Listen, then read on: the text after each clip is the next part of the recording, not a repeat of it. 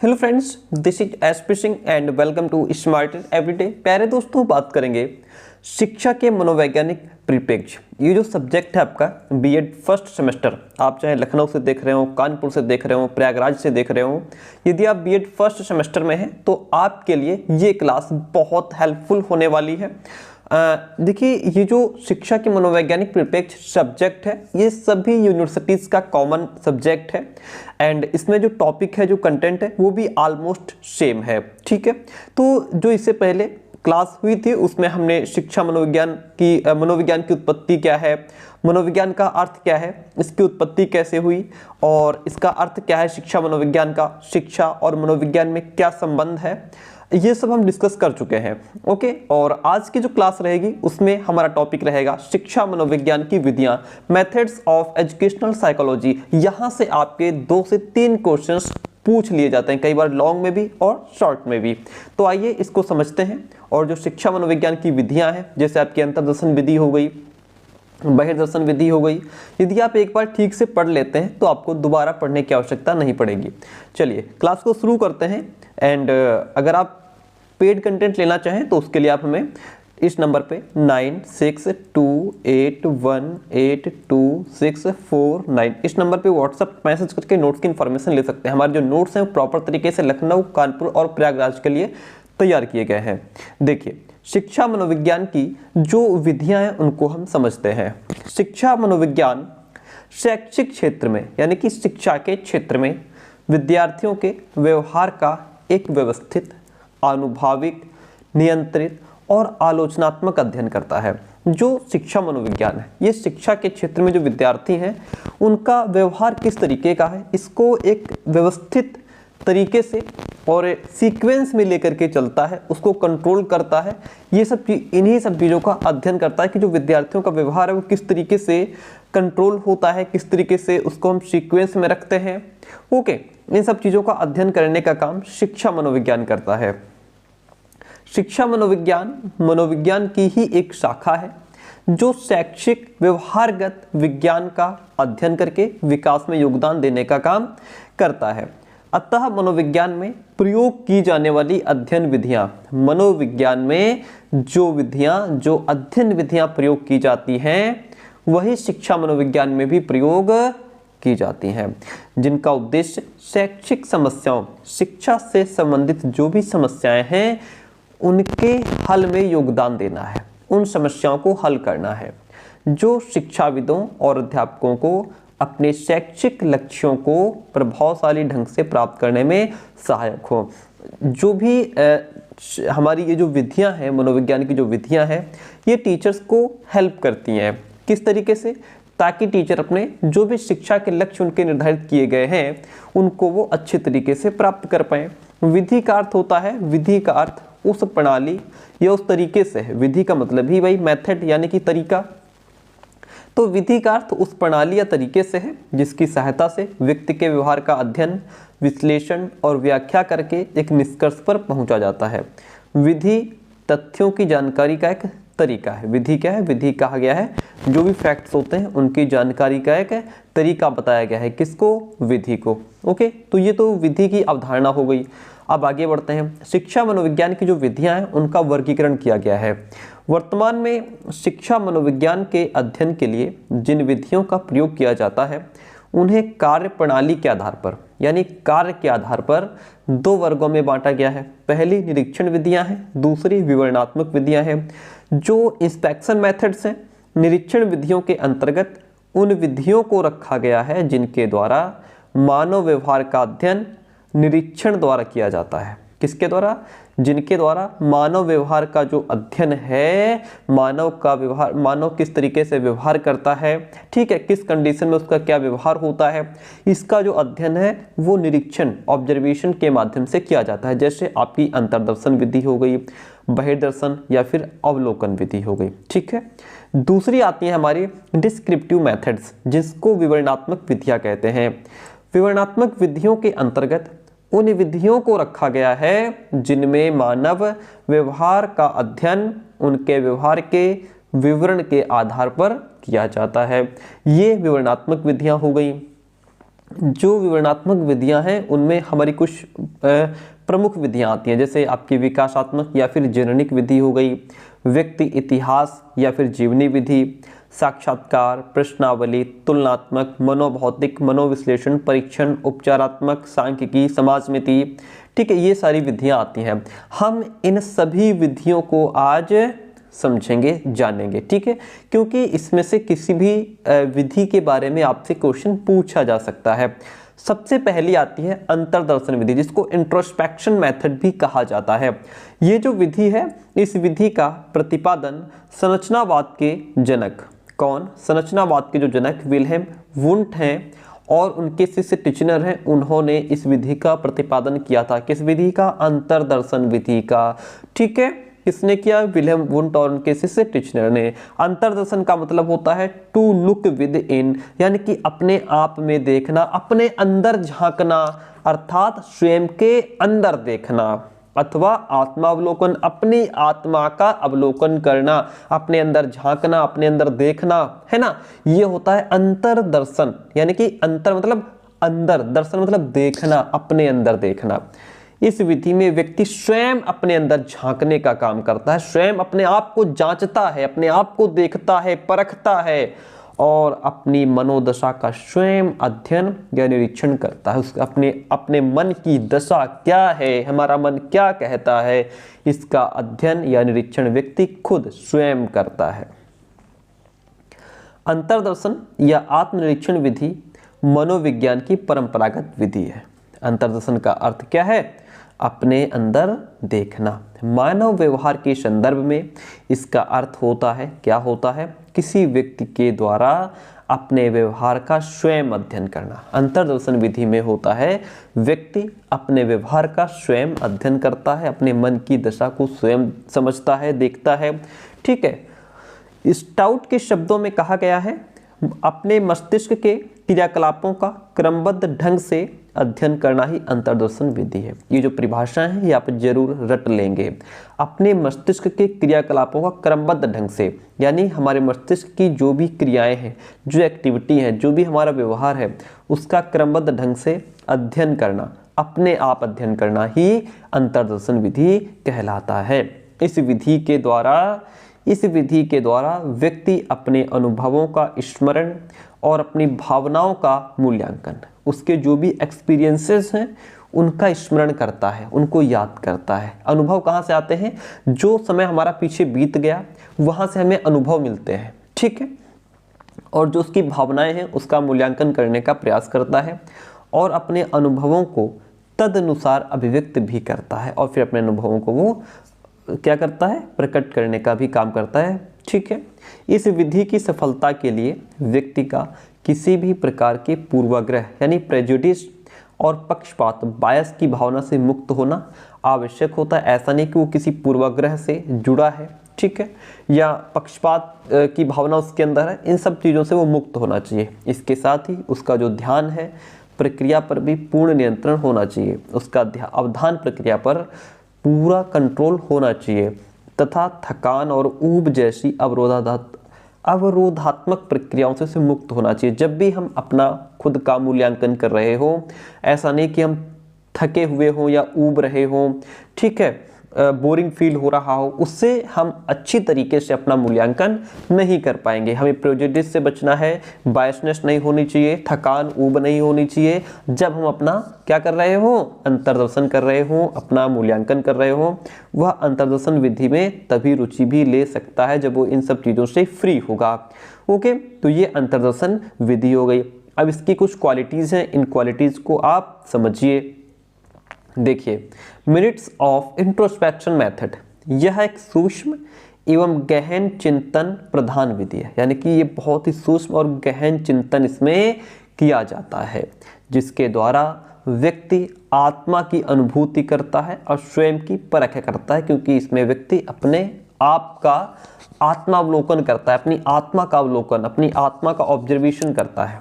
कक्षा में शिक्षक द्वारा पढ़ाया गया जो भी टॉपिक है, छात्रों पर उनका प्रभाव, कक्षा के वातावरण का प्रभाव, आदि बातों का इस विधि के द्वारा शीघ्र ज्ञान प्राप्त हो जाता है।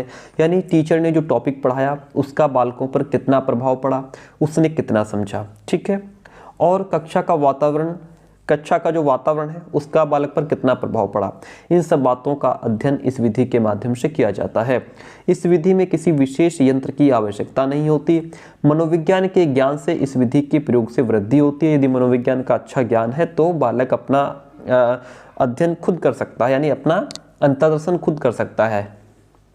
ये विधि व्यक्ति को विचारवान बनाने में मदद करती है, क्योंकि जब व्यक्ति अपना अंतर्दर्शन कर रहा होगा तो वह विचार करेगा, अपना अवलोकन, आत्मा अवलोकन कर रहा होगा, अपने अंदर झांक रहा होगा, अपनी अच्छाइयाँ बुराइयाँ देख रहा होगा, तो जाहिर सी बात है विचार करेगा, इससे वो विचारवान बनेगा। इस विधि में समय और स्थान की समस्या भी नहीं होती है। कुछ दोष भी हैं। एक तो इसमें वैज्ञानिकता नहीं है, ठीक है। मानसिक क्रियाओं का अस्पष्ट और अव्यक्त होना है। मानसिक क्रियाओं का चंचल और स्थिर, क्योंकि जो मानसिक क्रियाएं होती हैं वो तो चंचल होती हैं, स्थिर तो कभी रहती नहीं। कभी मन हमारा यहाँ भटक रहा है, कभी वहाँ भटक रहा है, और हम अपना अवलोकन कर रहे हैं, तो कभी हमारे मन में कुछ और आएगा और कभी हमारे मन में कुछ और आएगा, तो इससे सटीक जो जानकारी है वो नहीं मिल पाएगी। मनुष्य का व्यवहार हर क्षण बदलता रहता है। परिवर्तनशील होने से उसके व्यवहार का अध्ययन इस विधि से संभव नहीं होता है। इस विधि के द्वारा हम अपने अचेतन मन का अध्ययन नहीं कर सकते। ओके, तो ये कुछ दोष हैं, ये कुछ कमियां हैं अंतर्दर्शन विधि की। समझ में आया पूरी तरीके से? Very good. अब आगे बढ़ते हैं। तो अंतर्दर्शन को आपने समझ लिया, गुण और दोष की बात कर ली। अब बहिर्दर्शन एक्सट्रोस्पेक्शन मेथड क्या होता है? देखिए, बहिर्दर्शन विधि में क्या होता है। देखिए, बहिर्दर्शन का मतलब क्या होता है? बहिर्दर्शन का मतलब होता है बाहर का दर्शन। बाहर का दर्शन अर्थात किसी अन्य व्यक्ति का अवलोकन करके उसके व्यवहार को जानना। अंतर्दर्शन में व्यक्ति अपना खुद का जो है कि अवलोकन कर रहा था। बहिर्दर्शन में व्यक्ति किसी दूसरे का अवलोकन करेगा, उसकी जांच पड़ताल करेगा, उसके व्यवहार को जानेगा, फिर किसी निष्कर्ष पर पहुंचेगा। बहिर्दर्शन विधि को अवलोकन या निरीक्षण विधि भी कहा जाता है। ये जो विधि है वाटसन के व्यवहारवादी दृष्टिकोण पर आधारित है। इसके अंतर्गत व्यवहार का निरीक्षण करके, यानी कि व्यवहार का निरीक्षण करके, उसको जांच करके, समझ करके व्यक्ति की जो मानसिक दशा होती है उसका पता लगाया जाता है। बहिर्दर्शन का तात्पर्य होता है किसी अन्य व्यक्ति का अवलोकन कर रहे हैं आप और फिर उसके व्यवहार को जान रहे हैं। कैसे? जैसे व्यक्ति क्रोधित क्यों हो जाता है, उसको गुस्सा क्यों आता है, और क्रोधित अवस्था में किस प्रकार का व्यवहार करता है, ये सब चीजें जानना। कोई व्यक्ति क्रोधित हो गया है, अब वो जब क्रोधित हो गया है वो किस तरीके का व्यवहार करेगा, इस पर आपकी नजर है, आप उसका अवलोकन कर रहे हैं। वो क्रोधित हुआ क्यों, उसके पीछे रीजन क्या है, क्रोधित होने के बाद व्यवहार किस तरीके से कर रहा है, इस पर आपकी नजर है।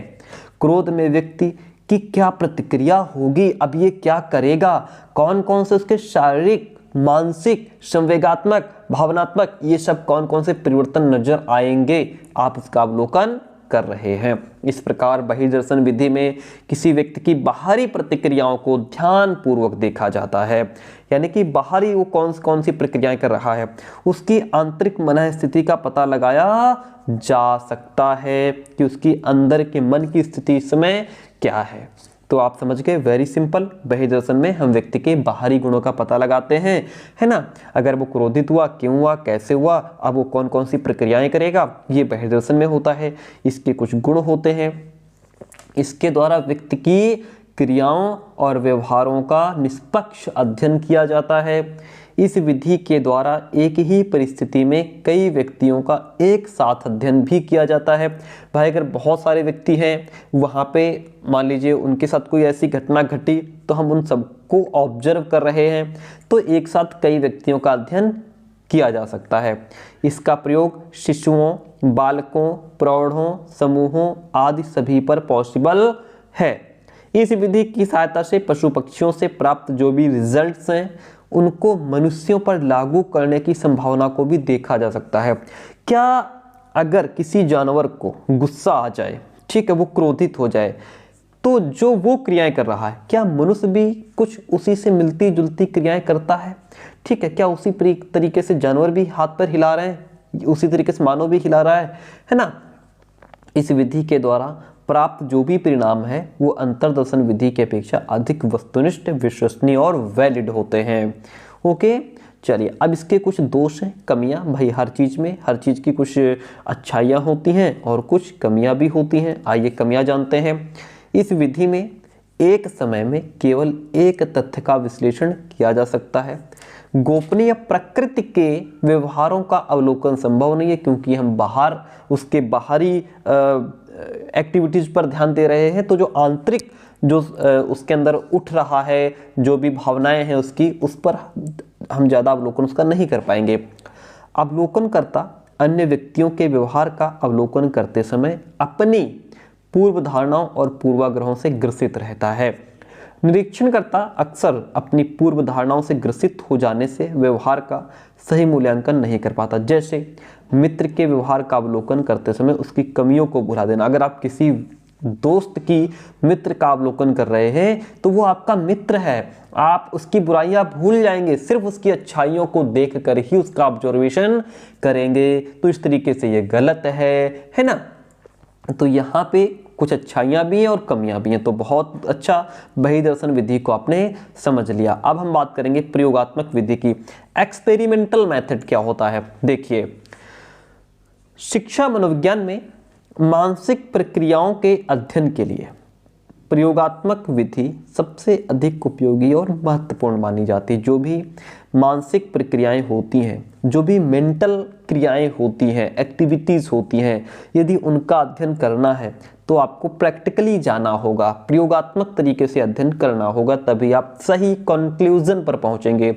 इस विधि में टीचर या जो प्रयोग करता है वो छात्रों के व्यवहारों का अध्ययन एक नियंत्रित परिस्थिति, कंट्रोल सिचुएशन में करते हैं। प्रयोगात्मक विधि एक प्रकार की नियंत्रित निरीक्षण की विधि है। इस विधि से प्रयोगकर्ता स्वयं अपने द्वारा निर्धारित की हुई परिस्थितियों या वातावरण में किसी व्यक्ति के व्यवहार का अध्ययन करता है। क्या समझे आप? इस विधि में जो प्रयोग करता है अपने द्वारा निर्धारित की हुई परिस्थितियां, जो भी कंडीशन है वो खुद अपने आप क्रिएट करता है या एटमॉस्फेयर, फिर किसी दूसरे व्यक्ति के व्यवहार का उसमें अध्ययन किया जाता है या किसी समस्या के संबंध में तथ्य एकत्रित करता है। इस विधि में होता क्या है, इस विधि का प्रयोग जो है मनुष्यों के साथ साथ पशुओं पर भी किया जा सकता है। अब ये जो प्रयोगात्मक विधि है ये एक तो वैज्ञानिक है, इसकी क्वालिटीज क्या हैं? ये वैज्ञानिक विधि है। इस विधि में व्यक्ति की क्रियाओं का अध्ययन नियंत्रित परिस्थिति में किया जाता है। इससे जो प्राप्त निष्कर्ष होता है वो विश्वसनीय होता है, रिलायबल होता है। प्रयोगात्मक विधि एक वस्तुनिष्ठ विधि होती है। इसमें जो भी निष्कर्ष प्राप्त होते हैं उनकी पुनः जांच करना संभव हो पाता है। पशुओं पर प्रयोग करके परिणामों को मनुष्यों के लिए प्रयोग किया जा सकता है। यानी पशुओं पर हमने इस विधि का प्रयोग किया, उससे जो भी परिणाम, जो भी रिजल्ट निकल करके आया, अब वो हम मनुष्यों पर भी प्रयोग कर सकते हैं। ये इसके गुण हैं। दोष की अगर बात की जाए तो इस विधि में वातावरण के सभी तथ्यों पर नियंत्रण करना संभव नहीं। भाई इसमें जैसे कह दिया गया कि व्यक्ति अपने द्वारा एक जो है नियंत्रित परिस्थिति का निर्माण करता है या नियंत्रित वातावरण का निर्माण करता है। तो आप हर जगह जो है कि एटमॉस्फेयर को कंट्रोल नहीं कर सकते, वातावरण के सभी तथ्यों पर आप कंट्रोल नहीं कर सकते, खर्चीली भी मानी जाती है ये। और विद्यार्थी के व्यवहार में कृत्रिमता भी आ जाती है। विद्यार्थी का सहयोग प्राप्त करने में कठिनाई का सामना करना पड़ता है। प्रयोगकर्ता के अकुशल, यदि जो प्रयोग करता है वो स्किलफुल नहीं है, उसके अंदर स्किल्स नहीं है, तो फिर इस विधि से आपको गलत रिजल्ट देखने को मिल सकते हैं। ठीक है, तो ये प्रयोगात्मक एक्सपेरिमेंटल मेथड हो गया। इसके बाद बात आती है साक्षात्कार विधि की। इंटरव्यू मेथड क्या होता है? इंटरव्यू तो आप समझ पा रहे होंगे क्या होता है, जिसमें दो व्यक्ति आमने सामने बैठ करके बात करते हैं। प्यारे दोस्तों, आपको बताते चलें कि हम पेड कंटेंट भी प्रोवाइड कराते हैं। पेड कंटेंट का मतलब ये होता है कि आपके सभी सब्जेक्ट्स की कंप्लीट पीडीएफ आप तक पहुंचती है। आपके 4 पेपर होते हैं, चारों पेपर की कंप्लीट पीडीएफ यानी full topic wise content plus आपको question paper, previous year question paper, everything सब कुछ आपको यहाँ से प्रोवाइड कराया जाता है। नोट्स लेने के बाद आपको बाहर से किसी भी चीज़ की ज़रूरत नहीं पड़ती, कुछ भी आपको बाहर से खरीदना नहीं पड़ता। जितना कंटेंट आपको यहाँ से दिया जाता है आप उसी से बेहतर कर सकते हैं, अच्छा रिजल्ट ला सकते हैं, क्योंकि यहाँ पे आपको कम शब्दों में, कम समय में आप अच्छा कर सकते हैं। कम शब्दों में पढ़ करके, समझ करके आप अच्छा कर पाएंगे।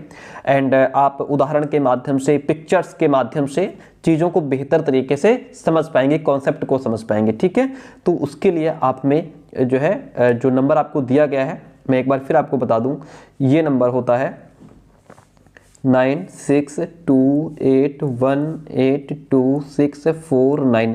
इस नंबर पे आप व्हाट्सअप मैसेज करेंगे, उस पर लिखेंगे बीएड फर्स्ट सेमेस्टर नोट्स, और उसके बाद आपकी जो भी यूनिवर्सिटी है उस यूनिवर्सिटी का नाम लिखेंगे, आपको यहाँ से प्रोसेस भेज दिया जाएगा। ओके, ध्यान रहे कंप्लीट नोट्स मिलेंगे आपको। चलिए, उसमें question answer, topic wise content, previous year question paper, सब कुछ यहाँ से आपको प्रोवाइड कराया जाता है। चलिए आते हैं टॉपिक पे।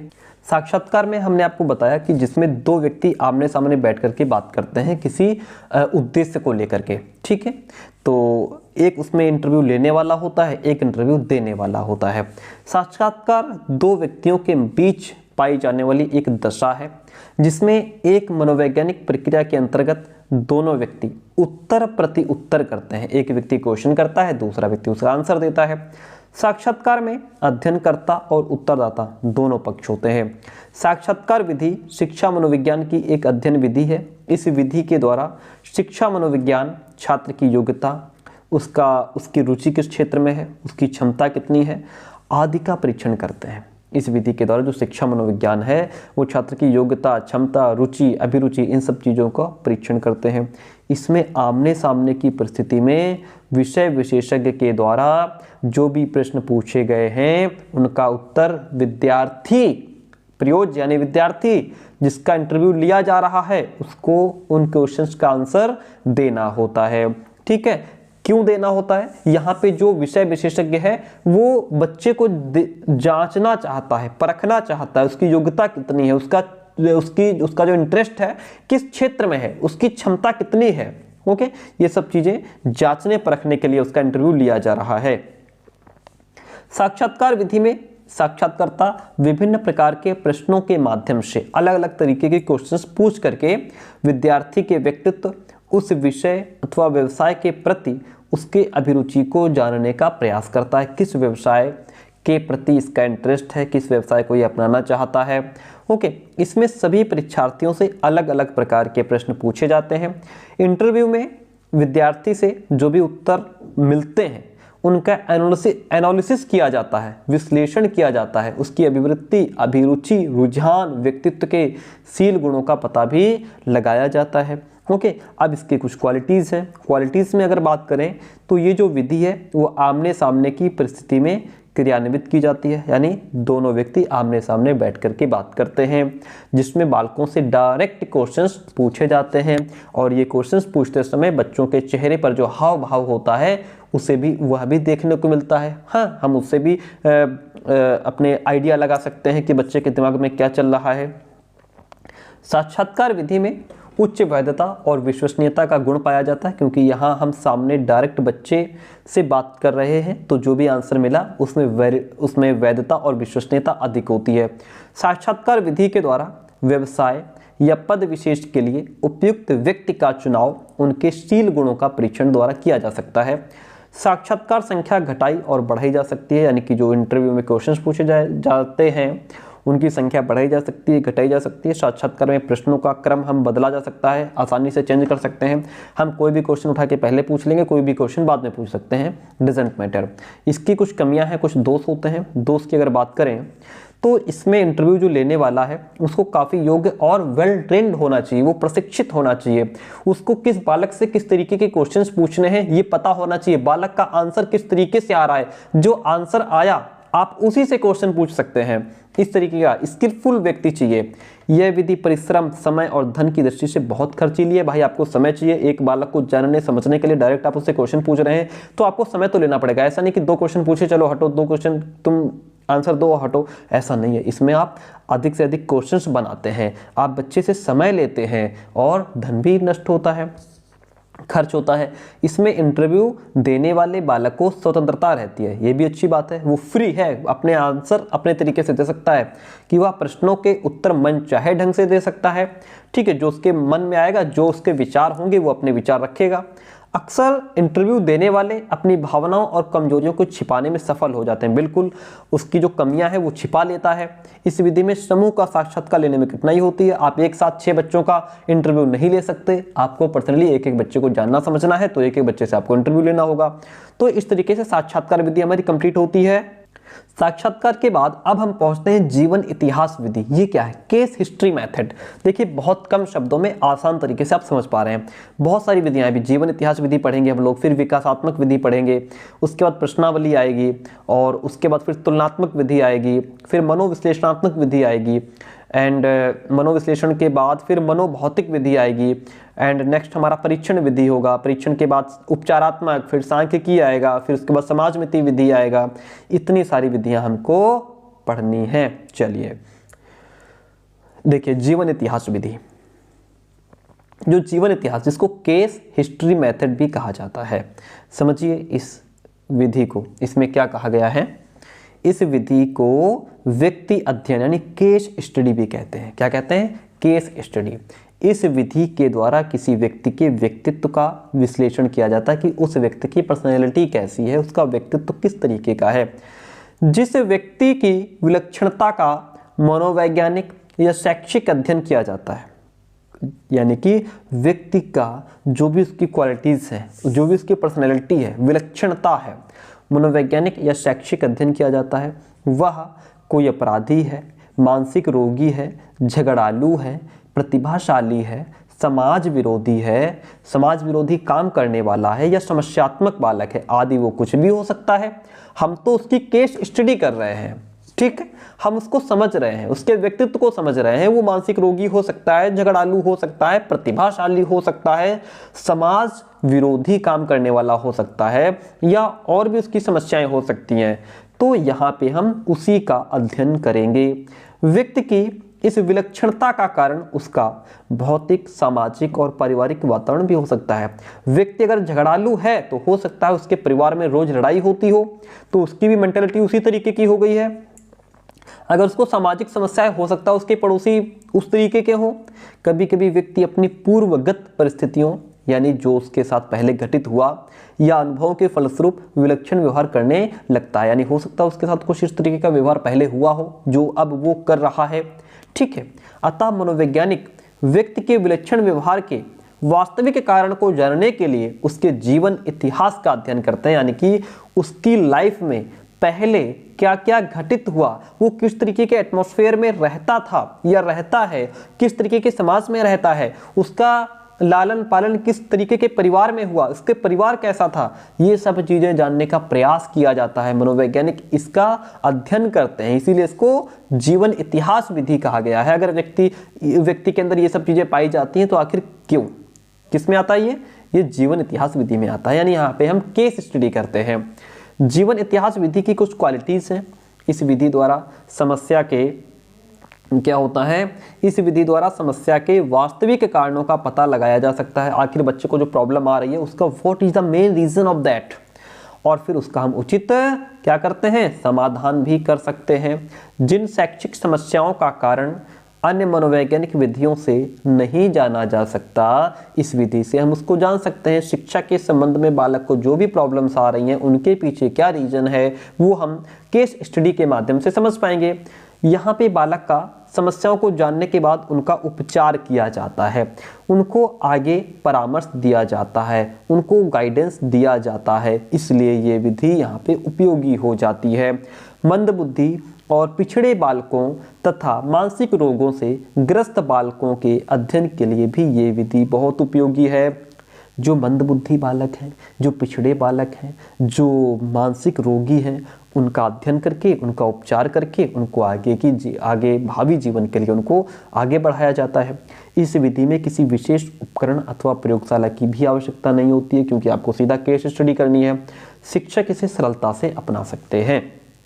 भाई कमियां तो हैं, कमियां क्या हैं? इस विधि का प्रयोग विशेषज्ञ ही कर सकता है। किसी भी व्यक्ति के बारे में समस्त जानकारियों को जुटा पाना एक श्रम साध्य व्यय साध्य काम है। भाई सभी जानकारियों को जुटाना है तो आपको मेहनत करनी पड़ेगी, है ना। उसके जो भी समय उसने पीछे अपना उसका गुजरा उसको आप जानना पड़ेगा, समझना पड़ेगा, खर्च भी लगेगा। कभी कभी तो सभी प्रकार की सूचनाओं या तथ्यों को छुपा भी लिया जाता हो सकता है वो चीज़ हमसे हमें ना बता रहा हो तो हम कहाँ से उसको ढूंढेंगे। गलत जानकारी अगर वो दे रहा है तो हम उसको सही करने का प्रयास तो करेंगे, लेकिन अगर नहीं हमें तथ्य मिल रहा है तो क्या करेंगे, जिससे समस्या का निदान भी नहीं हो पाता है। ये विधि पूर्णतः वैज्ञानिक नहीं है। इस विधि के द्वारा काम करने में समय की बहुत बर्बादी होती है क्योंकि केस स्टडी करना है। तो ये हमारी जीवन इतिहास विधि हो गई जिसमें केस स्टडी होती है। नेक्स्ट है हमारी विकासात्मक विधि जिसको हम डेवलपमेंटल मेथड कहते हैं। जो हमारा डेवलपमेंटल मेथड है, विकासात्मक विधि है, इसको जेनेटिक विधि, क्या इसको जेनेटिक मेथड भी कहते हैं। जेनेटिक क्यों कहा गया है? जेनेटिक इसलिए कहा गया है क्योंकि इसमें वंश परंपरा यानी कि जिसका भी हम अध्ययन कर रहे हैं उसके पिताजी, उसके दादाजी, परदादा, ठीक है, वहाँ से जो उसको गुण मिले हैं, जो उसको क्वालिटीज़ मिली हैं, विशेषताएं मिली हैं, है ना, अच्छाइयाँ बुराइयाँ, वो सब उसको वंश के माध्यम से मिलती चली आ रही हैं। ओके, उसके शरीर पर जो प्रभाव पड़ा, मानसिक, सामाजिक, संवेगात्मक, ये उसको वंश से मिले हैं। वंश परंपरा और वातावरण के आधार पर जो भी उसका वंश रहा पिछला, ठीक है, जो जिस प्रकार के एटमॉस्फेयर में वो रहता है उस पर व्यक्ति के जीवन से संबंधित घटनाओं को जानने का प्रयास किया जाता है। क्या विकासात्मक विधि को जेनेटिक विधि भी कहा जाता है जिसमें वंश परंपरा और वातावरण के आधार पर उसके जीवन से संबंधित जो भी घटनाएं घटी उन घटनाओं को जानने का प्रयास किया जाता है। इस विधि में व्यक्ति की विभिन्न विकासात्मक अवस्थाओं में उसके शारीरिक, मानसिक, सामाजिक, संवेगात्मक विकास का अध्ययन करके उस पर पड़ने वाले वंशानुक्रम और वातावरण के प्रभाव को जानने का प्रयास किया जाता है। यानी कि बालक का जो भी शारीरिक विकास हुआ, मानसिक विकास हुआ, सामाजिक, संवेगात्मक, ठीक है, इस पर उसके वंश और वातावरण का क्या प्रभाव पड़ा उसको जानने का प्रयास किया जाता है। ठीक है, यदि बालक जो है प्रतिभाशाली है तो हो सकता है उसके पिताजी प्रतिभाशाली रहे हों। ठीक है, यदि बालक का शरीर बहुत अच्छा है, फिट है, हाइट है, ठीक है, इसका मतलब हो सकता है उसके पिताजी या दादाजी की हाइट उस तरीके की रही हो, है ना, या फिर वो उस तरीके के एटमॉस्फेयर में रह रहा हो। तो इन सब चीज़ों को जानने का प्रयास किया जाता है कि वंश, परंपरा और वातावरण का बालक पर कितना प्रभाव पड़ा है, ठीक, और किस क्षेत्र में अधिक प्रभाव पड़ा है। विकासात्मक विधि को दो प्रमुख रूपों में प्रयोग किया जा सकता है। एक तो कालानुक्रमिक अध्ययन विधि जिसको लॉन्गिट्यूडनल मेथड या अनुदैर्घ्य विधि कहा जाता है। दूसरा अनुप्रस्थ काट विधि जिसको कैरेक्टरिस्टिक ऑफ डेवलपमेंट मेथड कहा जाता है। कालानुक्रमिक विधि के अंतर्गत एक निश्चित समूह के व्यक्तियों के व्यवहारों के कुछ विशिष्ट पहलुओं का अध्ययन निरंतर रूप से अथवा कुछ अंतराल के पश्चात किया जाता रहता है। समझिए बात को। जो कालानुक्रमिक विधि है यानी काल के क्रम के अनुसार, समय के हिसाब से, जो एक निश्चित समूह मान लिया जाए व्यक्तियों का, ठीक है, मान लीजिए 20 लोगों का ग्रुप है, ओके, तो उन व्यक्तियों के जो व्यवहार है, उन व्यक्तियों का जो भी व्यवहार है उसके कुछ विशिष्ट पहलुओं का अध्ययन निरंतर रूप से करना होता है। अनुप्रस्थ काट विधि में किसी विशेष आयु वर्ग के व्यक्ति के कुछ पक्षों का अध्ययन, यानी हो सकता है 25 से 30 आयु के व्यक्ति हों या हो सकता है 40 से 45 के आयु के व्यक्ति हों, तो एक विशेष आयु वर्ग यहाँ पे निर्धारित कर दिया जाता है। तो कुछ पक्षों का अध्ययन एक साथ किया जाता है। इस प्रकार ये विधि निरीक्षण विधि से भी बहुत कुछ मिलती जुलती विधि होती है। विकासात्मक विधि के जो गुण हैं, इस विधि से मानव वृद्धि एवं विकास की सामान्य प्रक्रिया की जानकारी प्राप्त की जा सकती है। यानी कि मानव के अंदर जो वृद्धि, जो ग्रोथ होती है, जो डेवलपमेंट होता है, उसकी जानकारी हमें यहाँ से मिल जाती है। बालक के विकासात्मक दोषों को जानने के लिए ये विधि उपयोगी है। व्यक्ति के विकास पर वंशानुक्रम और पर्यावरण का जो प्रभाव पड़ा, हम उसको समझ पाएंगे कितना प्रभाव पड़ा। विभिन्न अवस्थाओं की विकासात्मक विशेषताओं को जानने में भी हमें ये हेल्प करती है। दोष की अगर बात करें तो दीर्घकालीन होने के कारण ये विधि समय, धन, श्रम की दृष्टि से अत्यधिक खर्चीली है। इस विधि का प्रयोग करने के लिए अध्ययनकर्ता को बहुत अधिक सहनशील और धैर्यवान भी होना चाहिए। भाई, मानव की वृद्धि और विकास को कई कारक प्रभावित करते हैं। भाई अगर बच्चे की वृद्धि अच्छी हुई है तो हो सकता है कि उस पर जो है सबसे ज़्यादा जो प्रभाव पड़ा हो वो न्यूट्रिशंस का पड़ा हो, यानी कि उसको खान पान अच्छा मिल रहा है तो उसका शरीर अच्छा ग्रो कर रहा है, ठीक है। या हो सकता है उसको एटमॉस्फेयर अच्छा मिल रहा है, या उसमें जो वृद्धि हुई है हो सकता है केवल जीन्स का प्रभाव पड़ा हो, ठीक है। तो कई कारक इसको प्रभावित करते हैं, अतः सभी को नियंत्रित करके किसी एक कारक की प्रभावशीलता मापना असंभव है। आप ये नहीं कह सकते कि इसका जो डेवलपमेंट हुआ है वो सिर्फ और सिर्फ एटमॉस्फेयर की वजह से हुआ है, हो सकता है कि वो डेवलपमेंट उसके जीन्स में हो, ओके। इसलिए इसको क्या माना गया, थोड़ा दोष एक कमी इसके अंदर मानी गई है। तो विकासात्मक is very good and very सरल विधि। अब बात करते हैं प्रश्नावली विधि, क्वेश्चनर मेथड की। क्वेश्चनर मेथड को समझिए। देखिए गुडे एवं हैट के अकॉर्डिंग कहा गया है कि सामान्य रूप से प्रश्नावली शब्द से तात्पर्य एक ऐसी युक्ति से है जिसमें प्रश्नों के उत्तर स्वयं उत्तरदाता द्वारा की गई प्रतिक्रिया की पूर्ति के माध्यम से प्राप्त किए जाते हैं। ऐसा गुडे एवं हैट की डेफिनेशन है। प्रश्नावली जो विधि है इसमें होता क्या है, प्रश्नावली में संबंधित प्रश्नों की एक सूची का प्रयोग किया जाता है, यानी कि कुछ क्वेश्चंस की एक सूची बना ली जाती है। रिले और लेविस ने शिक्षा मनोविज्ञान के क्षेत्र में प्रयोग की जाने वाली प्रश्नावलियों को दो भागों में बांट दिया है। कौन कौन से वो दो भाग हैं, एक तो है खुली प्रश्नावली, दूसरी है बंद प्रश्नावली। जो ओपन फॉर्म क्वेश्चनर है, खुली प्रश्नावली के प्रश्नों के जो उत्तर हैं विद्यार्थी स्वतंत्र रूप से दे देते हैं, ठीक है। इन प्रश्नावलियों में इस प्रकार के प्रश्न जैसे आप टेलीविज़न देखना क्यों पसंद करते हैं, तो अब बच्चा बता देगा रीज़न कि हाँ हम इस वजह से टेलीविज़न देखते हैं, ठीक है। हमको स्पोर्ट अच्छा लगता है, हमको न्यूज़ सुनना अच्छा लगता है, या हम और चीज़ें देखते हैं जो बता सकते हैं बालक। आप सार्वजनिक सभाओं में क्यों नहीं जाना चाहते, यानी जो बड़ी बड़ी सभाएं मीटिंग्स होती हैं आप उसमें क्यों नहीं जाना चाहते, तो हो सकता है वो अपने हिसाब से बताएगा कि हमारे पास समय नहीं है, या हमें पढ़ाई, या हम वहाँ हेजिटेशन होता है, हमको जाने में शर्म आती है, जो भी है ना, या हमें बोलना नहीं आता उस तरीके से, जो भी वो अपना आंसर दे, ठीक है। तो बच्चा अपने हिसाब से आंसर दे देता है। जो क्लोज्ड फॉर्म क्वेश्चनर होता है इसमें क्या होता है कि बंद प्रश्नावली में प्रश्नों के जो उत्तर हैं वो दिए हुए उत्तरों में से चुनकर देने होते हैं, यानी कि 4 ऑप्शन आपको दे देंगे, आपको इसी में से कोई एक चुनना है। अपने अकॉर्डिंग आप आंसर नहीं कर सकते, अपना विचार इसमें नहीं रख सकते, जैसे हम लोग ऑब्जेक्टिव क्वेश्चंस का आंसर देते हैं। इन प्रश्नावलियों में इस प्रकार के प्रश्न होते हैं जैसे क्या आप घूमना पसंद करते हैं, ठीक है, या फिर आप घूमना क्यों पसंद करते हैं। नीचे 4 ऑप्शन होंगे, हम घूमना क्यों पसंद करते हैं, स्वास्थ्य लाभ के लिए घूमना पसंद करते हैं, या मित्रों से मिलने के लिए घूमने जाते हैं, या आनंद के लिए, या फिर घर से बाहर समय बिताने के लिए। आप जो भी 4 ऑप्शन है आप उसी में से आंसर करेंगे।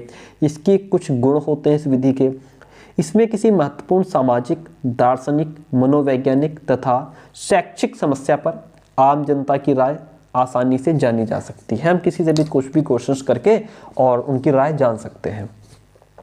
यह विधि साक्षात्कार तथा सर्वेक्षण के लिए बहुत लाभकारी है। हम आसानी से दूसरे का इंटरव्यू ले सकते हैं, किसी चीज़ के बारे में जानना है ना, किस पार्टी के ज़्यादा समर्थक हैं तो उसके बारे में हमें आसानी से हम अलग अलग जगह जाकर के लोगों से क्वेश्चन पूछ करके आंसर प्राप्त कर सकते हैं। इस विधि से जो भी आंकड़े प्राप्त होते हैं उनका सांख्यिकीय विश्लेषण किया जा सकता है कि भाई 50% लोग इस पार्टी की तरफ हैं और 50% लोग इस पार्टी की तरफ हैं, या 35 इस पार्टी को सपोर्ट कर रहे हैं और बाकी जो बचे जो है कि 65 वो इस पार्टी को सपोर्ट कर रहे हैं। ये हम इसमें जान सकते हैं। प्रश्नावली विधि की सीमाएँ क्या हैं, दोष, अवगुण, इसका निर्माण विधिवत न होने पर इसकी जो विश्वसनीयता है वो घट जाती है। प्रश्नों के उत्तर देने में जो उत्तरदाता है वो अक्सर अनेक तथ्यों को छिपा भी लेते हैं भाई, है ना। हो सकता है अगर आप ये पूछ रहे हो कि आप किस पार्टी के समर्थक हैं, ओके, तो अगर उसके पड़ोस में उसका मित्र खड़ा है, वो कह रहा है कि हम इस पार्टी के समर्थक हैं, तो वो उसके दबाव में वो भी इसी पार्टी को बता देगा कि हम भी इसके समर्थक हैं, जबकि वो इसका नहीं है। तो वो इसने इस चीज़ को छिपा लिया अपने मित्र की वजह से, ठीक है, या जिस तरीके का व्यक्ति उसने सामने देखा उस हिसाब से आंसर कर दिया। भाषा की समस्या प्रश्नों का उत्तर देने में बाधक होती है। यह शाब्दिक विधि है, केवल शिक्षित व्यक्तियों पर ही लागू होती है। तो इस तरीके से ये प्रश्नावली विधि को हमने समझ लिया, जिसमें ये बताया गया है कि एक प्रश्नों की विशेष सूची होती है और उसमें 2 प्रकार के प्रश्न होते हैं, खुले प्रश्न और बंद प्रश्न। खुले प्रश्न में बालक अपने हिसाब से अपने विचार रखता है, बंद प्रश्न में हम उसको ऑप्शन देते हैं। ओके, इसके कुछ गुण और अवगुण होते हैं। जो कंपैरेटिव मेथड्स होता है, जो तुलनात्मक विधि होती है, इसमें क्या कहा गया है, इस विधि में किसी व्यक्ति के व्यवहार का समस्यात्मक अध्ययन किसी दूसरे व्यक्ति के व्यवहार से तुलना करके किया जाता है। अगर कोई व्यक्ति है, उसका जो व्यवहार है, हम उसके व्यवहार को प्लस दूसरे के व्यवहार को कंपैरिजन करते हैं, ठीक है। उसी प्रकार की मान लीजिए प्रॉब्लम राम को भी है और श्याम को भी है, और अब यहाँ पे राम का व्यवहार किस तरीके का है, श्याम का किस तरीके का है, दोनों में कंपैरिजन करेंगे। इस तुलना में विभिन्न वातावरण में पाले गए बालकों की तुलना, अलग अलग एटमॉस्फेयर में पले बढ़े बच्चों की जो तुलना है, लड़के और लड़कियों का जो कंपैरिजन है, व्यवहारों की जो तुलना है करके ये जानने का प्रयास किया जाता है कि बालक व्यक्ति का व्यवहार सामान्य मनुष्य के व्यवहार से कितना निकट, कितना क्लोज है या कितना दूर है। अब समझिए आप इस बात में, जो कंपैरेटिव मेथड होता है, इसमें अलग अलग एटमॉस्फेयर में पले बढ़े बच्चों को कंपैरिजन करके जानने का प्रयास किया जाता है कि इनका व्यवहार किस तरीके का है, या जो लड़के और लड़कियां हैं उनके बीच कंपैरिजन करके उनके व्यवहारों की तुलना की जाती है। ओके, अक्सर होता क्या है कि विभिन्न प्रश्नों के ऊपर प्रयोग करके व्यवहार से संबंधित सिद्धांतों को स्थापित करके उन सिद्धांतों की उपयुक्तता मनुष्यों पर देखी जाती है। उदाहरण के तौर पर सीखने के लगभग सभी नियमों का प्रतिपादन पशुओं पर आधारित प्रयोगों से प्राप्त निष्कर्षों के आधार पर ही किया गया था। इसके कुछ गुण हैं। गुण की अगर बात करें तो इस विधि के प्रयोग से शिक्षा मनोविज्ञान को बहुत लाभ हुआ। जैसे थॉर्नडाइक ने बिल्लियों पर प्रयोग किया और फिर बिल्लियों के माध्यम से उसको शिक्षा के क्षेत्र में लेकर के आए, ठीक है। स्किनर ने चूहों पर प्रयोग किया, प्रयत्न और भूल का सिद्धांत दिया, है ना। तो पावलोव ने कुत्ते पर प्रयोग किया, कुत्ते पर प्रयोग करके उसको शिक्षा के क्षेत्र में लेकर के आए, वहाँ से सिद्धांत निकल करके आया। ये क्या है, तुलनात्मक है। बच्चों के सीखने में प्रतिपादन किया था। पशुओं और अन्य जीवों पर किए गए जो प्रयोग हैं वो मानव व्यवहार को समझने के लिए पूर्व अर्जित ज्ञान की भूमिका निभाते हैं, यानी कि जो ज्ञान हमको पहले से अर्जित हो गया, प्राप्त हो गया। तुलनात्मक विधि के कुछ दोष होते हैं। दोष क्या है, मनुष्य और पशु में स्पष्ट अंतर होने के कारण पशुओं के ऊपर बनाए गए नियमों को यथावत मनुष्य के ऊपर प्रयोग नहीं किया जा सकता कि भाई डिफरेंस तो है ही दोनों में। विभिन्न प्रजातियों का शारीरिक गठन, वंशानुक्रम और परिस्थितियां अलग अलग होती हैं। भाई शारीरिक गठन अलग है, वंशानुक्रम अलग है, परिस्थितियां सबकी अलग अलग हैं, तो आप कैसे बराबर जो है इसमें कंपैरिजन कर सकते हैं। अतः एक प्रजाति से प्राप्त ज्ञान को अन्य प्रजातियों पर प्रयोग करके समय पर्याप्त सावधानी की आवश्यकता होती है। आपको उचित सावधानियां भी रखनी होती हैं। सेम नहीं रख सकते कि जानवर और मनुष्य बराबर हैं, ठीक है। तो शिक्षा मनोविज्ञान के क्षेत्र में हालांकि जो तुलनात्मक विधि है इसका प्रयोग बहुत कम होता है, फिर भी अधिगम के क्षेत्र में इसका प्रयोग ठीक ठाक किया जाता है। नेक्स्ट है हमारा मनोविश्लेषणात्मक विधि। जो मनोविश्लेषणात्मक विधि है जिसको साइको एनालिटिकल मेथड भी कहा जाता है। मनोविश्लेषणात्मक विधि के प्रवर्तक जो हैं इसमें फ्रॉइड, युंग और एडलर जो हैं ये मेन है। इस विधि में मनुष्य के मन में निहित उन भावनाओं का विश्लेषण किया जाता है जिन्हें उसकी सामान्य क्रियाओं द्वारा नहीं जाना जा सकता तथा सामान्य परिस्थितियों में उनको जान और समझ पाना संभव नहीं होता। इस विधि द्वारा मनुष्य के जो द मोस्ट सीक्रेट हैं उनको समझने का प्रयास किया जाता है। समझे बात को।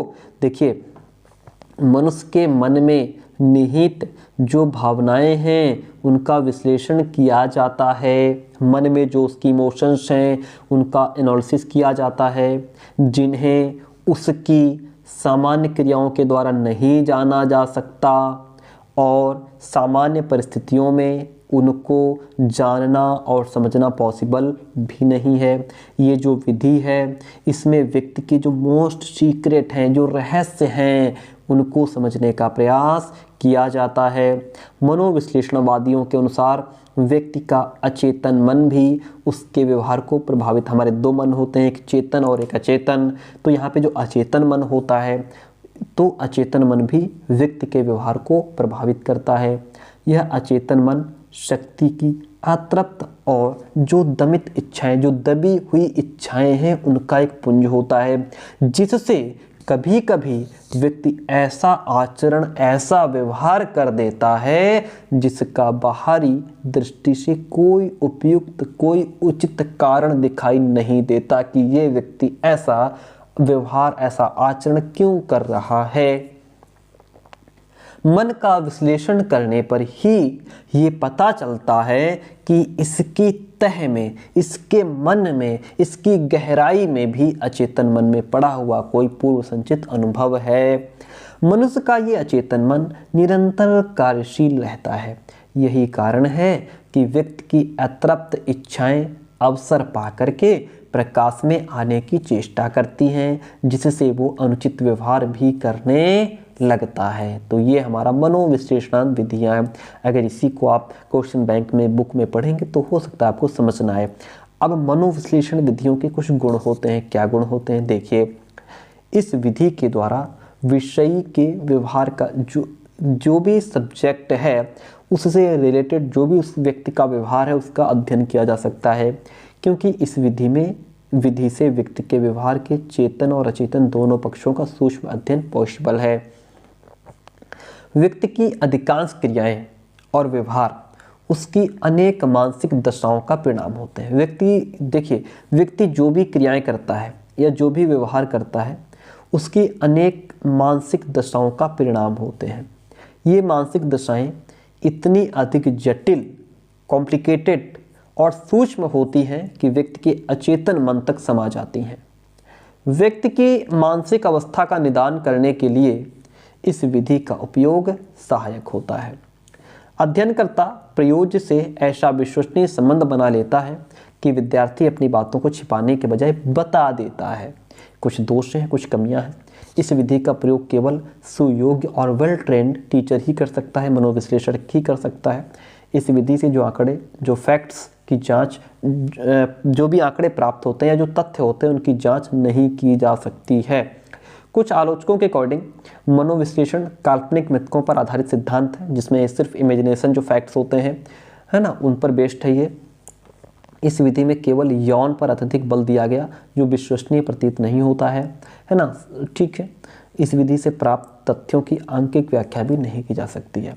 शिक्षा के क्षेत्र में मानसिक विकारों और भावना ग्रंथियों से ग्रस्त बालकों की मनोदशा का पता लगाने और फिर उनका उपचार करने की उपयुक्त विधियां हैं। समझिए बात को, शिक्षा के क्षेत्र में जो मानसिक विकार होते हैं, ठीक है, और जो भावना ग्रंथियां हैं, उनसे जो बालक ग्रस्त है उनकी मनोदशा को पता लगाया जाता है और फिर जो उनकी मनोदशा है, जो मेंटल प्रॉब्लम है, जो इमोशंस प्रॉब्लम है, उनको दूर करने का प्रयास किया जाता है।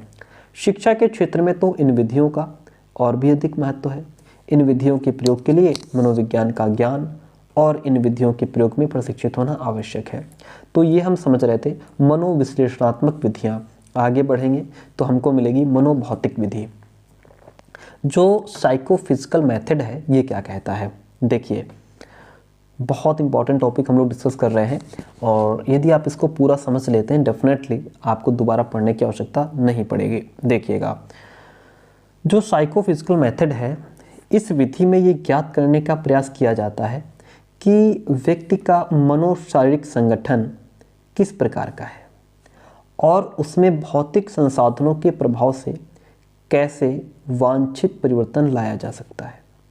मनोभौतिकी विधियों में प्रमुख विधियां जैसे परिसीमन विधि, जिसको लिमिट मेथड कहते हैं, सही गलत घटना विधि, मेथड ऑफ राइट रॉन्ग, स्थिर उद्दीपक विधि, कांस्टेंट स्टिमुलस मेथड हो गया, मध्यमान त्रुटि विधि जिसको एवरेज एरर मेथड, ये सभी विधियां हैं मनोभौतिक विधियां। मनोभौतिक विधियों के अंतर्गत ये विधियां आती हैं। ओके, इसमें व्यक्ति का जो मनोशारीरिक संगठन किस प्रकार का है उसको जांचने का प्रयास किया जाता है। इन विधियों के द्वारा व्यक्तियों के शरीर और मन की आत्मनिर्भरता का अध्ययन किया जाता है। समझिए, ये जो विधि है मनोभौतिक विधियों के अंतर्गत जितनी भी विधियां आती हैं, इनके माध्यम से व्यक्ति के शरीर और मन की जो आत्मनिर्भरता है उसका अध्ययन किया जाता है। ये विधियां मनुष्य के व्यवहार को प्रभावित करने वाले उद्दीपकों के चयन की क्रिया में सहायक होती हैं। मनोभौतिक विधि के अगर दोष की बात करें तो मनुष्य की मनोशारीरिक आवश्यकताएं मानसिक स्थितियों पर बहुत निर्भर करती हैं। कभी कभी जटिल मानसिक दशाओं में उसकी आवश्यकताओं की पूर्ति भौतिक साधनों द्वारा नहीं की जा सकती है। ऐसी कंडीशन में ये विधि संतोषजनक समाधान नहीं कर सकती है। मनोभौतिक विधियों के द्वारा बालकों की बौद्धिक क्षमता, स्मृति और अधिगम संबंधी समस्याओं का अध्ययन भी नहीं किया जा सकता है। तो ये हमारी होती हैं मनोभौतिक विधियाँ। कौन सी? मनोभौतिक विधियाँ। इसके बाद हम बात करेंगे परीक्षण विधि की। टेस्ट मेथड को समझने के बाद हमारे पास 2 विधियाँ और बचेंगी, उपचारात्मक, सांख्यिकी और समाजमिति। 3 विधियाँ बचेंगी इसके बाद। समझिए परीक्षण मेथड। परीक्षण विधियों में मनोविज्ञान परीक्षाएं, शैक्षिक मापन, अनुसमर्थन पैमाने, जांच सूची और प्रश्नावली सम्मिलित रहती है। शिक्षा मनोविज्ञान के अंतर्गत बालकों की रुचियों, अभिरुचियों, बुद्धि, व्यक्तित्व, उपलब्धियों, अवधान, अभियोगिता और अन्य मानसिक शक्तियों के मापन के लिए अनेक प्रमापीकृत परीक्षणों का निर्माण किया गया है। इस प्रकार के परीक्षणों के द्वारा बालकों की विभिन्न विशेषताओं का ज्ञान करना ही परीक्षण विधि के रूप में जाना जाता है। क्योंकि इसके कुछ गुण होते हैं। प्रमापीकृत होने के कारण परीक्षण विधि का एक पूर्ण वैज्ञानिक विधि माना गया है। इस विधि में वैधता यानी वैलिडिटी, रिलायबिलिटी, ऑब्जेक्टिविटी, क्लेरिफिकेंस और भविष्य कथन यानी कि जो फ्यूचर का स्टेटमेंट है वो सभी गुण इसमें पाए जाते हैं। यह मानव व्यवहारों के अध्ययन के लिए बहुत उपयोगी विधि मानी गई है। इस विधि के आधार पर छात्राओं की योग्यताओं और क्षमताओं के अकॉर्डिंग उनका वर्गीकरण किया जा सकता है, जिससे उनकी आंतरिक शक्तियों को बाहर लाने में भी हेल्प मिलती है। ये विधि बालकों की व्यक्तिगत और सामाजिक समस्याओं का समाधान करने में भी लाभदायक होती है। इसके दोष क्या हैं? ये विधि अक्सर जटिल होने की वजह से विद्यार्थियों की समुचित प्रतिक्रिया प्राप्त करने में कठिनाई होती है। ठीक है, थोड़ा कॉम्प्लिकेटेड है ये विधि। अनेक छात्र अथवा व्यक्ति प्रश्नों के सही उत्तर न देकर के वास्तविक तथ्यों को छिपा लेते हैं। वही बात है, परीक्षण में की जाने वाली जो क्रियाएं हैं वो अक्सर व्यक्ति के गुणों का वास्तविक मूल्यांकन नहीं कर पाती। जैसे बुद्धि परीक्षणों से प्राप्त बुद्धि लब्धि पूर्णतः विश्वसनीय नहीं है। परीक्षण विधि में परीक्षणकर्ता का योग्य और कुशल होना सामान्यतः जरूरी है और परीक्षण सामग्री अक्सर अत्यधिक खर्चीली होती है और एक बार प्रयोग लेने के बाद प्रयोग उसका आदी भी हो जाता है। तो ये हमारी टेस्ट मेथड है। नेक्स्ट है उपचारात्मक विधि, जिसको हम क्लिनिकल मेथड कहते हैं। ये विधि जो है वो साधारणतः व्यक्ति के आचरण संबंधी जटिलताओं का अध्ययन करने के लिए प्रयोग में लाई जाती है कि व्यक्ति का आचरण, उसका व्यवहार किस तरीके का है। शिक्षा मनोवैज्ञानिक कुसमायोजित बालकों, जो बालक अपने आप को एडजस्ट नहीं कर पा रहे हैं, समायोजित नहीं कर पा रहे हैं और जो विचलित बालक हैं उनकी क्या समस्याएं हैं, उनका अध्ययन किया जाता है। इस विधि के द्वारा अपराधी बालकों की समस्याओं का भी विशिष्ट अध्ययन किया जाता है कि आखिर ये बालक अपराध की तरफ गया तो क्यों गया, ये बालक अपराधी बना तो क्यों बना, इसकी क्या प्रॉब्लम्स हैं। इस विधि का प्रयोग सामान्य व्यवहार की प्रवृत्तियों, नियमों या संबंधों को खोजने के लिए नहीं बनाई गई है। इस विधि में निदान और उपचार दोनों किए जाते हैं, इसलिए इस विधि को उपचारात्मक विधि कहा जाता है। ओके, इसके कुछ गुण होते हैं, जैसे ये विधि मानसिक और व्यवहारिक दृष्टि से व्यक्तियों के असामान्य व्यवहार के कारणों को जानने और उन्हें दूर करने की उत्तम विधि मानी जाती है। व्यक्ति का जो मेंटल बिहेवियर है, ठीक है, या जो फिजिकल बिहेवियर है, उसको पहले जाना जाता है, फिर उसको उचित विधि के माध्यम से हल किया जाता है। नैदानिक विधि द्वारा व्यक्ति के मानसिक शारीरिक विकास क्रम को अच्छी तरह समझा जा सकता है। ये विधि भय, चिंता, कुसमायोजनों के कारणों का पता लगाने, बालक के अंदर भय क्यों है, चिंता क्यों है, बालक एडजस्ट क्यों नहीं कर पा रहा, उन रीजन्स का पता लगाने और उनका उपचार करने में सहायक है। इसके कुछ दोष होते हैं। भिन्न भिन्न व्यक्तियों के असामान्य व्यवहार के भिन्न भिन्न कारण होते हैं। किसी व्यक्ति विशेष के असामान्य व्यवहार के कारणों का पता लगाना एक कठिन काम है। इस कार्य को विशेषज्ञ ही कर सकते हैं। कारणों का पता लगाकर उन्हें दूर करना कठिन काम होता है। यह कार्य एक योग्य और वेल ट्रेंड व्यक्ति ही कर सकता है। ये उपचारात्मक विधि हो गई, जिसमें व्यक्ति के जो व्यक्ति का आचरण है, जो व्यवहार है, ठीक है, उसको पहले जाना जाता है, उसके पीछे प्रॉब्लम्स क्या हैं उनका पता लगाया जाता है और उसके बाद फिर उनको सही सॉल्यूशन दिया जाता है। आपकी सेकंड लास्ट विधि सांख्यिकी विधि, सांख्यिकी के बाद आपको समाजमिति विधि मिलेगी, उसके बाद आपकी लास्ट रहेगी। देखिए सांख्यिकी विधि की बात करेंगे, क्या है? स्टैटिस्टिकल मेथड है यह विधि एक ऐसी वैज्ञानिक विधि है जो स्वयं में स्वतंत्र या पूर्ण आत्मनिर्भर नहीं है, किंतु अनेक विधियों में इसका प्रयोग किया जाता है। यह विधि संख्याओं का अध्ययन, विश्लेषण और तत्संबंधित गणनाएं करती है। ओके, ये विधि जो है वो संख्याओं का अध्ययन करती है, एनालिसिस, और एनालिसिस से रिलेटेड जो गणनाएं होती हैं वो करती है। इसमें लगभग समस्त सामाजिक विज्ञानों के अध्ययन से प्राप्त जो संग्रह है, वर्गीकरण, सारणीयन, विश्लेषण, संपादन, व्याख्या, प्रस्तुतिकरण और सामान्यीकरण आदि किया जाता है। गणितीय सिद्धांतों पर आधारित होने की वजह से इस विधि से जो रिजल्ट प्राप्त होता है उसमें विश्वसनीयता, वैधता, क्लैरिफिकेशन, ऑब्जेक्टिविटी देखने को मिलती है। इसके कुछ गुण होते हैं। इस विधि के द्वारा समूहों की गुणात्मक विशेषताओं को संख्याओं के रूप में प्रस्तुत किया जाता है। इस विधि में मानव व्यवहारों पर प्रभाव डालने वाले जो बाहरी चर हैं, यानी कि जो बाहरी रीजन्स हैं, उन पर कंट्रोल किया जाता है। ठीक है, और यह विधि परिकल्पना और परिणामों की सत्यता की जांच विश्वसनीय रूप में करती है। इस विधि में परिणामों का प्रदर्शन चित्रों और आरेखों के माध्यम से भी किया जा सकता है। इसके कुछ दोष हैं, कमियां हैं। देखिए, सांख्यिकी विधि में आंकड़ों को अक्सर न्यायाधीश के द्वारा प्राप्त किया जाता है। न्यायाधीश सदैव वास्तविक रूप से जनसंख्या का प्रतिनिधित्व नहीं कर पाता। इसके निष्कर्ष मुख्यतः मध्यमान पर आधारित होते हैं, जो पूर्ण रूप से विश्वसनीय नहीं होते। इस विधि का प्रयोग केवल सांख्यिकी में कुशल एवं सक्षम व्यक्ति भी कर सकता है, व्यक्ति ही कर सकता है। ये विधि स्वयं स्वतंत्र विधि न होकर अन्य विधियों की सहायता मात्र करती है, यानी कि ये जो विधि है वो स्वतंत्र नहीं है। जो दूसरी विधियां यूज की जाती हैं ये उनके साथ एडजस्ट होकर के काम करती है। अब आपकी लास्ट विधि बची है समाजमिति विधि, सोशियोमेट्री मेथड। ये क्या होती है देखिएगा। जो समाजमिति विधि है एक मनोवैज्ञानिक विधि है जिसमें किसी समूह के सदस्यों के पारस्परिक मित्रता संबंधी जानकारी प्राप्त की जाती है। यानी कि किसी समूह के जो मित्र हैं, किसी समूह के जो सदस्य हैं, उनके बीच जो मित्रता है उन संबंधों की जानकारी प्राप्त की जाती है यहाँ से। मोरेनो के अकॉर्डिंग यह एक विधि है जो समूह के सदस्यों के बीच आपसी स्वीकृति, आकर्षण और विकर्षण की सीमा का मापन करके समूह के जो सदस्य हैं उनके आपस में एक दूसरे के बीच में जो स्वीकृति है, आकर्षण है, विकर्षण, एक दूसरे के बीच अलगाव है या जुड़ाव है की सीमा का मापन करके उनके सामाजिक स्तर, संरचना, उनके विकास की खोज, वर्णन और मूल्यांकन प्रस्तुत करती है। इस विधि में समाज विशेष की संरचना, आदर्श, विश्वास और मूल्य आदि के संबंध में प्रयोज्य यानी व्यक्ति या बालक के पसंद या नापसंद की जानकारी प्राप्त की जाती है। इस विधि के अंतर्गत किसी समूह के सदस्यों से पूछा जाता है कि वे समूह के अन्य सदस्यों में से किसके साथ रहना, खेलना, घूमना और काम करना चाहते हैं। ठीक है, तो इस तरीके से इसके कुछ गुण हैं, जैसे इसके द्वारा समूह की संरचना और समूह में व्यक्ति विशेष की स्थिति का मापन किया जाता है कि आखिर इस व्यक्ति की इस समूह में क्या स्थिति है। इस विधि के द्वारा व्यक्ति एवं समूह के आकर्षण और विकर्षण यानी एक दूसरे के बीच जो आकर्षण है या एक दूसरे के बीच जो अलगाव है उसके तत्वों की जानकारी की जा सकती है।